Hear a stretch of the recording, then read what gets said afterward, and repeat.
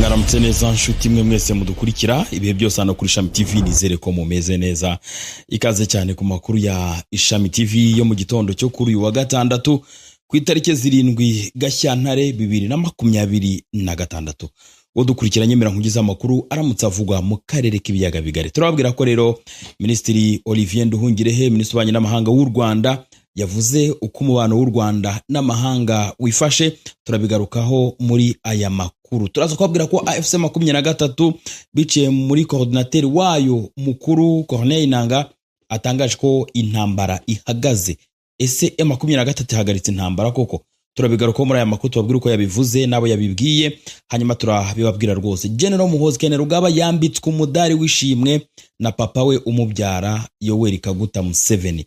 Uyu mudari Kainerugaba yambitswe n'uwiki, uvuze iki, usobanuye iki ku gisirikare, usobanuye iki kuri General Muhoozi Kainerugaba? Turabigarukaho muri aya makuru.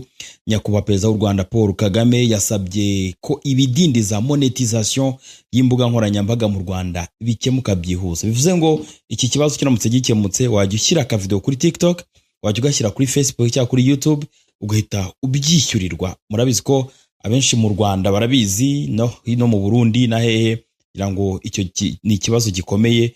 Ushyira ibintu kuri TikTok ariko ntugire icyo ubyungukamo. Kuri inshuro rero Nyakubahwa Perezida w'u Rwanda Paul Kagame yavuze ko ibidindiza iyi monetization ibi bigomba gukemuka. Turaza kubabwira rero ko babivuze ndetse n'icyemezo cyafashwe kuri iki kibazo. Turaza kujya mu Burundi tubabwire ibyinshi biri kuvugwa. Hari ubwoba yuko M23 yaba yamaze kwinjirira ikibuga cy'indege Melchior Ndadaye. Turababwira niki kiri kuvugwa muri aya makuru. Turabibabwira, tubabwire ni kubera iki bari kuvuga ko M23 ishobora kuba yongeye kwinjirira kino kibuga cy'indege Melchior Ndadaye. Turabigarukaho. Hanyuma rero kandi turaza kugaruka ku itangazo rya Afrika Yunze Ubumwe. Afrika Yunze Ubumwe yamaganye igitero AFC 23 yagabye ku kibuga cy'indege cya Kisangani, maze ihita inayisaba guhita ihagarika imirwano. Ariko nyuma y'iri tangazo AFC 23 nayo yahise yandika irindi tangazo, noneho isubiza Afrika Yunze Ubumwe. Turababwira niki AFC 23 yasubije Afrika Yunze Ubumwe muri tangazo dufite. Hanyuma rero turaza kujya hanze y'imipaka ya Afrika, tubabwire ibiri kuvugwa mu mahanga. Turabifite byose, aho umujenerali ukomeye w'Uburusiya yarashwa amasasu menshi ari rwagati mu mujyi i Moscow, maze akahasiga ubuzima. Munyemero nze ku nkuru imwe ku yindi, mureke rwose munkurikire kuva ntangiye kugeza nsoje. Na makuru mwateguriwe kandi mugihizwaho nanjye Jean Pierre. Niba ukeneye kumenya iby'ibwami, byibariza bari ibwami baguha amakuru mpamo. Kirabove France ikorera i Paris mu Bufaransa niyo yizewe kandi ifite ubushobozi bwo kugufasha no kukorohereza kujya mu Bufaransa no mu bindi bihugu by'Uburayi, waba wifuza gutembererayo, guhaha cyangwa gukora business. Egera Kirabove France woroherwe no kubona viza yo kujya mu Bufaransa, wishurirwa ibyiza amaso yawe atarabona byanezeza umutima wawe, bikanagufungura amaso ukabona amahirwe yo kunguka biruseho no kugera kuri byinshi utatekerezaga. Kirabove France iguha ubutumire buturutse mu Bufaransa bwabanje kwemerwa n'urukiko rw'Ubufaransa, ari nacyo kiguhesha amahirwe agera kuri 98% yo kuba utabura viza. Ubutumire bujya i Burayi uhabwa na Kirabove France buba buherekejwe n'icyangombwa cyatanzwe n'urukiko rw'ubucuruzi mu Bufaransa, kandi bukaguhesha kugenda no gutembera uko ushatse mu bihugu byose bigize umuryango umwe bw'Uburayi. Akarusho no ku giciro gisabwa ku muntu umwe nacyo gisabwa ku muryango wose cyangwa itsinda ry'abantu bari kumwe, kandi uwemerewe akaba atagarukira i Paris kuko yanatembera mu Busuwisi, Ububiligi, Ubutaliyani, Ubudage n'ahandi mu bumwe bw'Uburayi. Gera ku birenze inzozi zawe zo gutembera i Burayi, kwidagadurayo cyangwa guhahira ibyo wifuza, ubifashijwemo na Kirabove France. Ku bindi bisobanuro bandikira unabasure ku mbuga nkoranyambaga zabo cyangwa ubashakire kuri telefone ubona kuri eka yawe. Nawe witinda, habonetse muganga gakondo utanga ubuvuzi bw'umwimerere kandi bushingiye ku bimera. Waba warabaswe n'ibibazo byo kwikinisha bigatuma amabanga y'abashakanye atabasha kugenda neza. Ubona nari mfite ikibazo cyo kutabyara, ariko nyuma mu buvuzi gakondo ufite inkomoko yo muri Tanzania nabashishikariza kuza namwe akabakuraho rikaba. Tambuka tugukize umuze nawe ubashe kunoza amabanga y'abashakanye, kubivuza indwara nk'umwijima, impyiko, rubagemande, amibe, namwe nimutambuke kuko mwashyizwe igorora. Akarusho kandi kubivuza indwara z'amarozi, ibitegano, ibigaburano, ibihuhirano ndetse n'ibindi. Abatugezeho baritangira ubuhamya. Ubu mubona nigeze guhura n'ikibazo cyo kurogwa, nyuma naje guhura n'umuganga gakondo ukomoka muri Tanzania, aramfasha ndakira, none ubu ndi umusore ndagenda nta kibazo mfite. Kuba ari mahanga namwe mwihangayika mwibaza uko imiti yacu iraza kubageraho, kuko dukora na DHL, dukorera mu Rwanda no hanze y'u Rwanda. Ku bindi bisobanuro bariza kuri nimero ya telefone ikurikira 0787959799. Nkuko natanye babwira rero Minisitiri w'Ububanyi n'Amahanga n'Ubutwererane w'u Rwanda Ambasaderi Olivier Nduhungirehe yatangaje ko umubano w'u Rwanda n'amahanga uhagaze neza mu gihe rukomeje kotswa igitutu kubera ibibazo byo muri Repubulika Iharanira Demokarasi ya Kongo. Yabwiye rero abitabiriye inama y'igihugu y'umushyikirano ya 20 ku munsi wa kabiri mu kiganiro kigaruka ku ishusho y'umubano w'u Rwanda n'amahanga. Yavuze ko u Rwanda ruhagaze neza mu muryango mpuzamahanga kuko rusanzwe rugubereye, hanyuma rero ngo rugubereye umufatanyabikorwa mwiza kandi wizewe, uhamye kandi wubahwa kubera ibikorwa rero bitanga umusaruro rwagaragaje. Umukuru wa diplomasi y'u Rwanda yasobanuye ko umubano w'u Rwanda n'amahanga ushingiye ku bukungu ndetse n'umutekano. Yavuze ko u Rwanda rero rwagiye rwagura amarembo kuko kuva 2023 rwari rufite ambasade 20 mu bihugu by'amahanga, ariko ubu zikaba zimaze kugera kuri 50 mu migabane yose y'isi. Yavuze kandi ko u Rwanda rukorera imiryango mu Rwanda hakora imiryango mpuzamahanga 22 ihafite icyicaro. Ikindi u Rwanda rukaba rubarizwa mu miryango mpuzamahanga irimo na Francophonie ndetse na Commonwealth. Nduhungira hati tugira kandi n'uruhare mu kubaka Afurika yunze ubumwe. Ngira ngo hano habereye inama nyinshi ndetse na Perezida wa Repubulika akaba yanashinzwe kuyobora akanama ko kuvugurura. Ibyo byose rubyerekana ko u Rwanda rubanye neza n'amahanga kandi tuzakomeza kuwushimangira no kuwuteza imbere. Minisitiri Nduhungirehe yavuze ibi mu gihe amahanga akomeje gushyira igitutu ku Rwanda arushinja gushyigikira umutwe wa M23 uri mu ntambara na Repubulika Iharanira Demokarasi ya Kongo.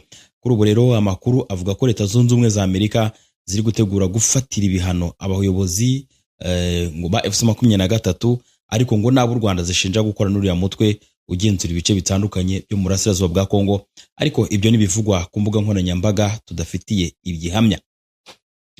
Nkuko runatanye bebabwira AFC M23 itangaje ko ihagaritse imirwano. Bigenze gute? Corneille Nangaa, uyu no muyobozi mukuru wa AFC M23, yarahagaze igoma aho bari bagiye gutaha kimwe mu bikorwa remezo biri kubakwa n'uyu mutwe wa AFC M23. Hageze rero yabwiye abaturage bari bahateraniye, maze ababwira mu magambo yavuze muri rw'Igiswahili, maze aravuga ngo nkuko ndagira ngo mbigaruke kuko Nangaa yagaragaje avuga mu Kiswahili rumwe mu ndimiro enye z'igihugu cya Repubulika ya Kongo, maze aravuga ngo intambara ubu yararangiye bitewe n'uruhare rw'abayobozi bose ba M23. Umujyi wa Goma ubu urahumeka amahoro, abaturage bashobora kongera gusinzira batekanye. Ndabamenyesha ko intambara yarangiye kandi ko tugiye kwinjira mu cyiciro cy'iterambere. Ubu dutangiye icyiciro gishya icyo kubaka no gusana ibyasenywe. Ni muri urwo rwego turi gusura uyu munsi imishinga yose iri gukorerwa mu mujyi wa Goma. Turasaba buri wese gutanga umusanzu we mu iterambere tugiye gutangira. Kivu y'Amajyaruguru izubakwa nande? Bagamusubiza bati izubakwa natwe ubwacu. Ati Nyiragongo izubakwa nande? Bose bati izubakwa natwe ubwacu. Kongo izubakwa nande? Twese bose bati izubakwa natwe ubwacu. Intambara rero irarangiye. Uko nguko rero Corneille Nangaa yavuze, kandi uyu ni umuyobozi mukuru wa AFC M23. Ubwo rero ibi yatangarije igoma, abantu bategereje kureba niba nta mirwano yongera kuba. Ese bizagenda gute? Ese AFC M23 iyo ntago izagaba ibitero, ese nigabwaho ibitero byo izabigenza gute? Ibi byose tuzakomeza kugenda tubikurikirana, ariko ibi byavuzwe n'umuyobozi mukuru wa AFC M23 Corneille Nangaa. Tukivuga ku makuru yo muri aka karere, bakunzi bacu, hari ubwoba i Bujumbura yuko AFC 23 yaba yongeye kwinjirira ikibuga cy'indege Melchior Ndadaye cy'i Bujumbura. Ibi bireshingiye kuki? Nuko mu minsi mike yishize habayeho ku ikibazo gikomeye cyo kuba indege zarazaga ariko zagera ku kibuga cy'indege zitaragwa zigata zisubirayo. Ibiro byatumye abantu bavuga yuko haba hari ikibazo cy'umutekano, cyane yuko haba indege y'u Rwanda Rwandair, haba indege ya Tanzania Air Tanzania, izi zose zaraje aho kugira ngo zigwe ku kibuga cy'indege biranga birananirana. Harabavuze ko rero ikoranabuhanga ryo ku kibuga cy'indege ryaba ryinjiriwe, mu gihe abandi bavuze yuko ari ikoranabuhanga rishya ryaba ryahaje. Rero hari ubwoba bwinshi yuko AFC 23 yaba yongeye kwinjira muri kino kibuga cy'indege, cyane ko minsi yashize rundi byavuzwe yuko AFC 23 yaba yaragerageje kwinjira muri iki kibuga ndetse bikaba byarahungabanyije ikoranabuhanga rikoreshwa kuri iki kibuga cy'indege. Hari nandi makuru avuga yuko Perezida Evariste Ndayishimiye aho yagiye muri Dubai yaba kugeza ubu ngubu ataragaruka, bitewe ndetse ngo yaba yarahamagawe ariyo kugira ngo naza atazaca kuri iki kibuga. Ibiro bikomeje kuvugwa uyu munsi wa none, ariko turi bukomeze kugenda dukurikirana. Umuryango wa Afurika yunze ubumwe watangaje ko wamagana ibitero bya drone umutwe wa AFC 23 heruka kugaba ku kibuga cy'indege cya Kisangani, usaba uriya mutwe guhita uhagarika imirwano. Rero uyu Afurika yunze ubumwe ikimara gusohora rino tangazo, AFC 23 nayo yasohoye rero itangazo rivuga kuri ibi bintu bya Afurika yunze ubumwe. Ariko mureke mansoze rino tangazo rya Afurika yunze ubumwe icyo basabaga AFC 23 maze mwumve ni kiro AFC 23 yo yahise isubiza iyi komisiyo. Mu mpera z'icyumweru gishize nibwo ikibuga cy'indege cya Kisangani kiri bita Bankuboka giherereye mu birometero 17 uvuye mu mujyi wa Kisangani neza cyagabweho igitero cya drone. Umutwe wa AFC 23 wigambye kare wo wakirasheho unasenya ikigo ingabo za leta ya Kongo zifashishaga mu kugaba ibitero bya drone mu duce ugenzura. Afurika yunze ubumwe mu itangazo yasohoye ejo kuwa gatanu yavuze ko perezida wa komisiyo yayo Mahmoud Ali Yusuf agaragaza impungenge nyinshi ndetse akamagana yivuye inyuma igitero cya drone cyagabwe ku kibuga cy'indege cya Kisangani mu burasirazuba bwa Repubulika ya Demokarasi ya Kongo kigambwe na AFC 23.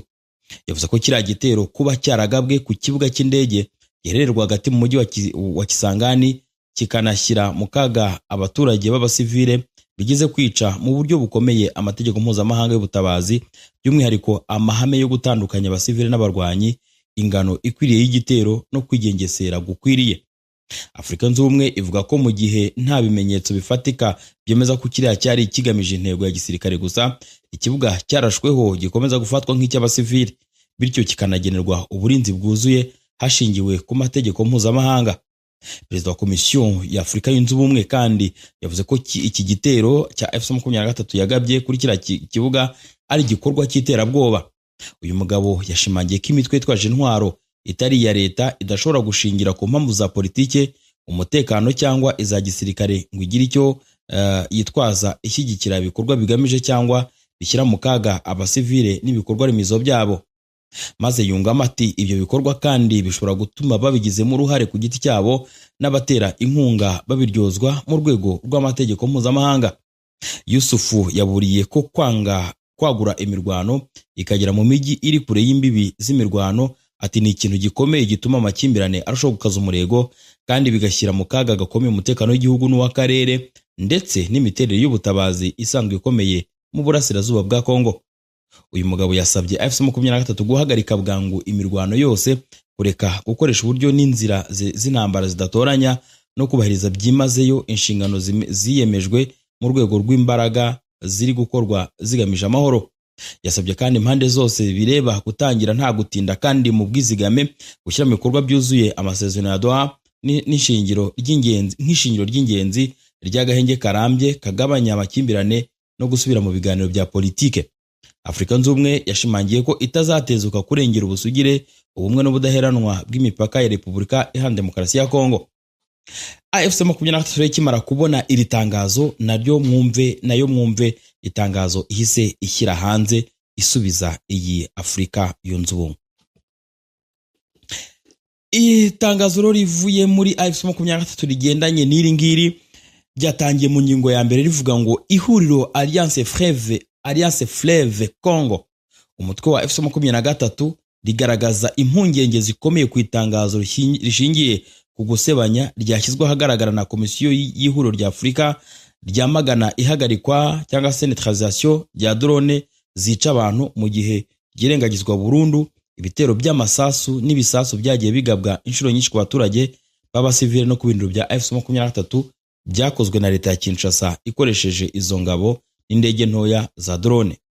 Cya kabiri, AFC-23 yibutsa ko mu gihe kirenza amezi abiri by'umwihariko guhera ku itariki 22 Mutarama 2026 abaturage ba Minembwe nabo mu misozi miremire bahuye n'kwiyongera gukabije kw'ibikorwa bya gisirikare byakozwe n'ingabo za leta hifashishijwe drone z'intambara ziri hagati y'umunani na 12 ziyobowe n'abacanshuro b'abanyamahanga. Izo drone zagabye ibisasu mu bice bituwe cyane birimo Minembwe, Rwangiza, Rwitsankuku, Katogota, Sange, Icyambu cya Karundu, Oplato, Masisi, Walikare, Ruchuru, Lubero, Mwenga na Kalehe, ndetse n'ahari ibikorwa by'abasivile birimo ibitaro, amashuri n'amatorero, bigateza urupfu rw'abaturage benshi b'inzirakarengane barimo abagore n'abana. Ingingo ya gatatu, AFC-23 iramenyesha ko igikorwa cyo guhagarika izo drone cyari kigamije gusa ibikoresho bya gisirikare, kikaba cyatarigeze gitera igihombo na kimwe mu basivile, ahubwo cyari kigamije kurengera abaturage b'inzirakarengane no kubahiriza agahenge kashyizweho n'amasezerano ya Doha. Ingingo ya kane, mu kwamagana icyo gikorwa cyo kwirwanaho hatabanje gukorwa iperereza cyangwa gushakishwa amakuru atandukanye, komisiyo y'igihugu no komisiyo y'ihuriro rya Afurika, komisiyo ya Afurika Yunze Ubumwe yafashe icyemezo kigaragaza kubogama, bikaba bishyira mu bibazo uburinganire n'ubwigenge bwayo mu bikorwa by'amahoro ishinzwe. Cya gatanu, kwisebya nk'igikorwa cy'iterabwoba, igikorwa cyakoze ku buzima bw'abantu no gushyira inyuma gukomeye ku ihuriro rya Afurika, bikangiza icyizere gifitiwe mu muryango w'imyitwarire kandi kikanatandukanya n'inshingano yacyo shingiro yo kurengera abaturage b'Abanyafurika. Ingingo ya gatandatu, AFC-23 yakomeza ivuga ngo kuba kandi perezida wa komisiyo ya Afurika Yunze Ubumwe atarigeze yamagana ikoreshwa ry'abacanshuro bayobora izo drone zagabye ibisasu ku baturage b'abasivile mu gihe ari we murinzi w'amasezerano shingiro y'ihuriro rya Afurika abuza ikoreshwa ry'abacanshuro, bigaragaza uburyo buwogamye kandi binyuranyije n'inshingano ye yibanze yo kurengera abasivile.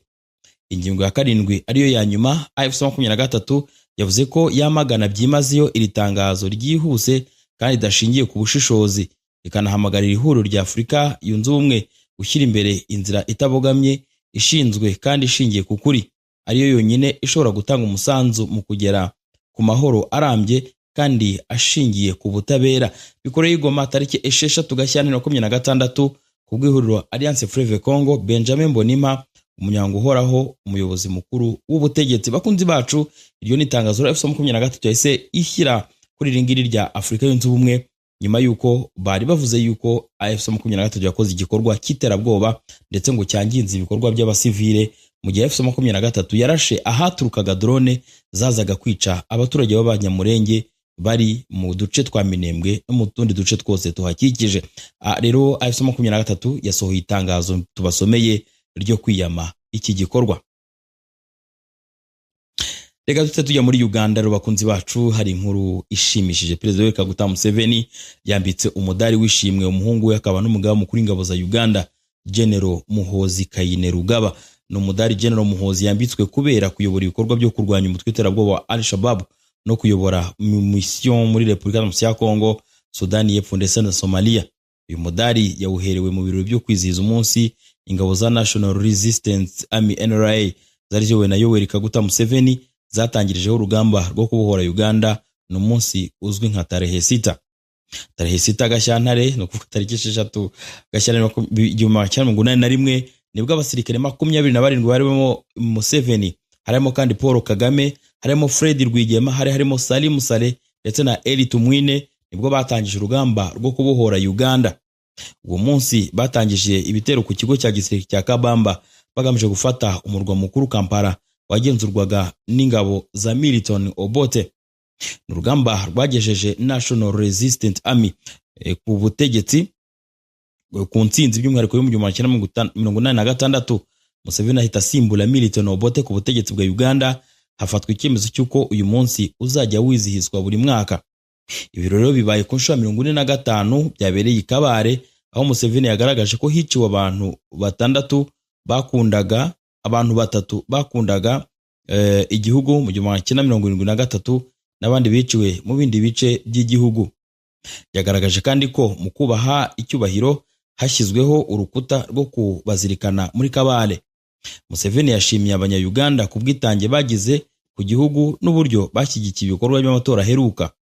Yerekanye ko Kabare na Kigezi ari agace gakungahaye ku mutungo kamere, ubuhinzi n'ubukerarugendo. Yemeza ko mu gihe byacungwa neza bizafasha mu guteza imbere inganda, serivisi n'ubuzima bwiza kuri bose. General Muhoozi n'umwe mu bateguye Operation Shujaa yatangijwe ku itariki 30 Ugushyingo 2021 yo kurwanya umutwe wa ADF mu burasirazuba bwa Repubulika Demokarasi ya Kongo. Yanashimiwe kandi uruhare yagize mu kuyobora ibikorwa bigamije kurwanya Al-Shabaab muri Somalia, kurwanya ibikorwa by'iterabwoba mu bice bitandukanye birimo Repubulika Demokarasi ya Kongo, Somalia ndetse na Sudani y'Epfo.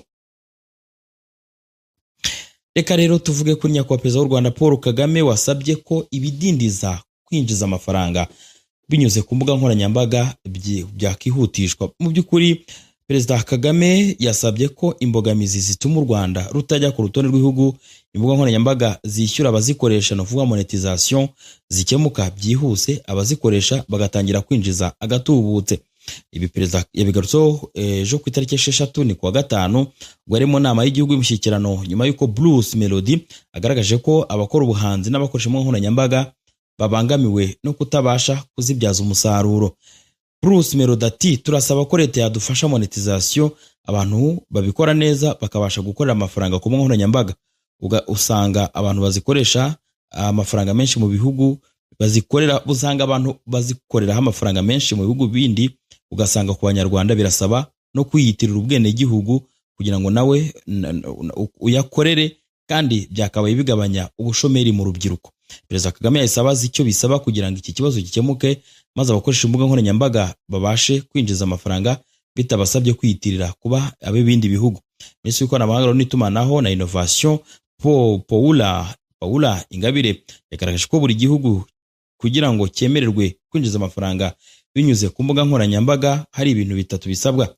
Mu bintu bitatu bisabwa kugira ngo igihugu cyemererwe, Minisitiri Ingabire yagaragaje icyo batujuje ari umubare w'abashoramari bamamaza ku mbuga nkoranyambaga, kuko bisaba kuba byibuza hari abamamaza batanga hagati ya miliyoni 1 na miliyoni 1.5 y'amadolari y'abanyamerika.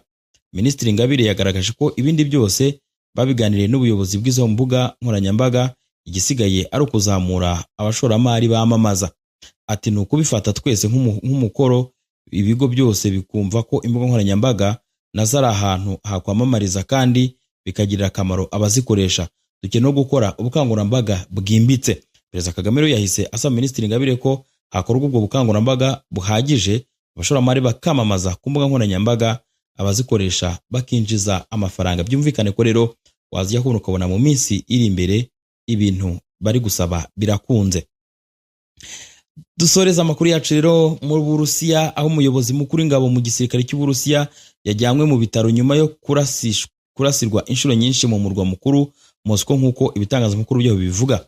Ejo kuwa gatanu umuvugizi wa komite ishinzwe iperereza mu Burusiya ICR Stelevana Petronko yatangaje ko umuntu utazwi utwaje intwaro yagabye igitero kuri Lieutenant General Vladimir Alekseyev, umuyobozi wungirije w'ubutasi bwa gisirikare mu Burusiya.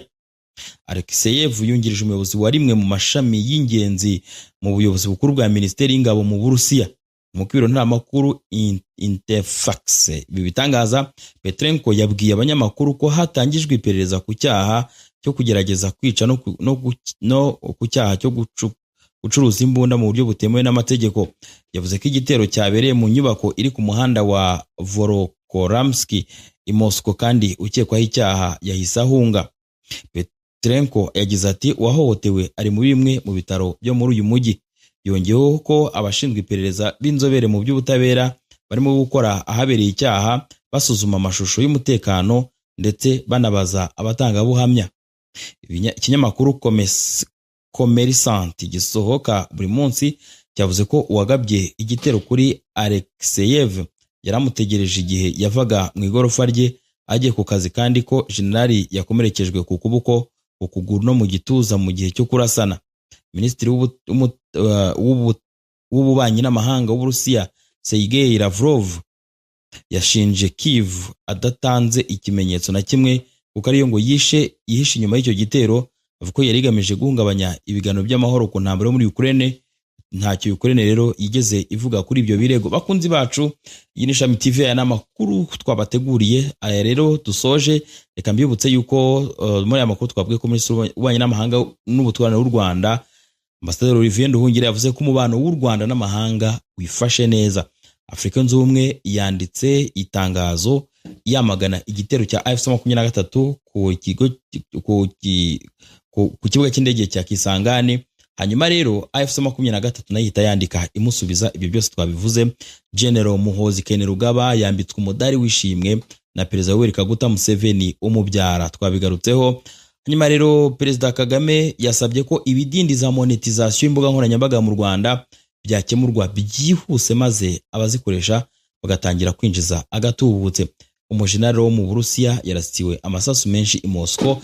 Hanyuma kandi twabwiye yuko M23 yatangaje yuko igiye guhagarika imirwano. Hanyuma rero kandi twababwiye ko hari kwibazwa byinshi ku biri kubera ku kibuga cy'indege muri Melchior Ndadaye, kubera yuko hari ubwoba bwinshi yuko AFC-23 yaba yagerageje kwinjira kino kibuga. Munyemerere rero tugane ku musozo y'amakuru n'abateguriye, mugumane natwe muhahe muronke. Turi kuwa gatandatu, bakunzi bacu, mugire umunsi mwiza, ariko ntimujye kure kuko tubafitiye n'ibindi byinshi tugomba kubaganiriza. Rero mugire umunsi mwiza.